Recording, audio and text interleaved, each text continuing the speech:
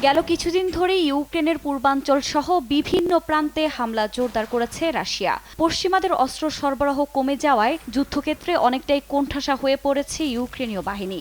সম্মুখ যুদ্ধে জেলেনস্কি বাহিনীকে পরাস্ত করে একের পর এক গ্রামে দখলে নিচ্ছে রুশ বাহিনী। এর মধ্যে পূর্বাঞ্চলীয় দোনেস্কের তোরেস্ক শহরে রুশ বাহিনীর ক্ষেপণাস্ত্র হামলায় বেশ কয়েকজনের হতাহতের খবর জানিয়েছে স্থানীয় কর্তৃপক্ষ।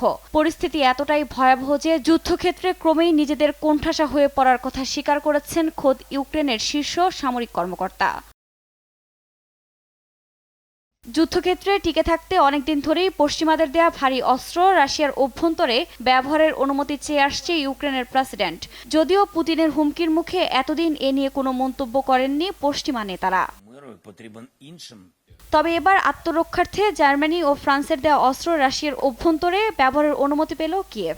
যদিও এক্ষেত্রে কেবল রাশিয়ার সামরিক স্থাপনাগুলোতেই এসব অস্ত্র ব্যবহার করে হামলা চালাতে পারবে তারা। মঙ্গলবার বিষয়টি নিশ্চিত করেন ফরাসি প্রেসিডেন্ট ইমানুয়েল ম্যাক্রো।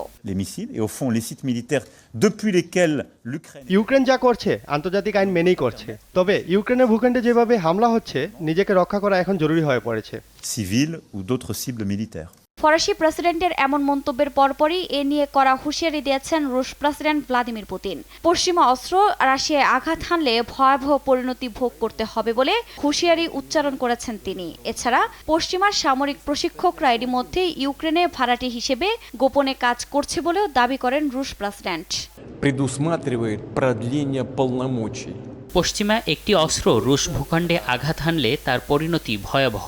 ইউরোপের দেশগুলো কি নিয়ে খেলছে সে সম্পর্কে তাদের সচেতন হওয়া উচিত। তবে ইউক্রেনীয় বাহিনী হামলা চালালেও পশ্চিমা অস্ত্র সরবরাহকারীদেরকেই এর দায় নিতে হবে।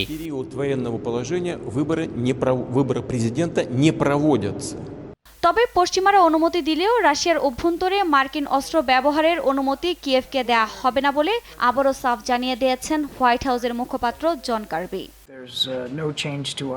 আফরিন মৌ, নিউজ ডেস্ক, দেশ টিভি।